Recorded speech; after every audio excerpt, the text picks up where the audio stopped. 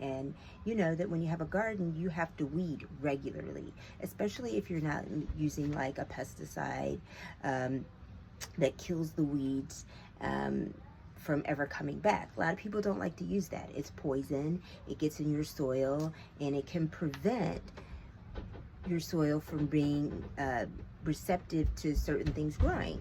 So it kills things, which you don't, it can kill weeds, but it can also kill your flowering plants. It could also maybe possibly kill your grass. So it gets rid of what you don't want, but it also, because it's poison, it has the ability to get rid of other things. So a lot of people don't like to use poisons, pesticides in their gardens.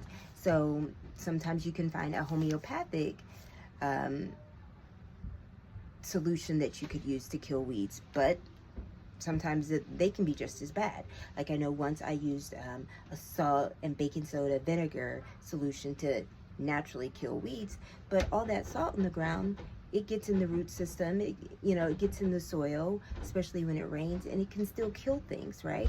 So for me, the best thing that I do is I just manually pull weeds, pull them up from the roots. But you have to do it a lot, right?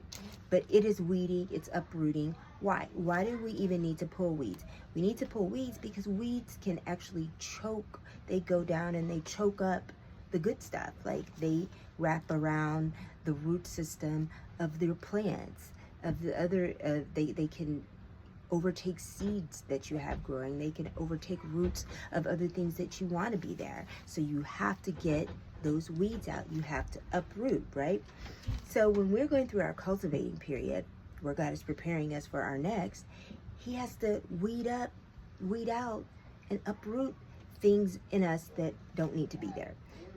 Also, He can uproot people. He can begin to remove people that we might love and think are our friends and think have our best interests at heart, but He knows their heart. He knows where we're going, and He knows that maybe that person doesn't need to be part of your next. Though that person is not part of what He was talking about, that vision. So He has to uproot them during that waiting period. He needs to uproot them during the cultivating. Before He can give us our next, He needs to pull up some people. He needs to remove some patterns in our life that might be toxic, right?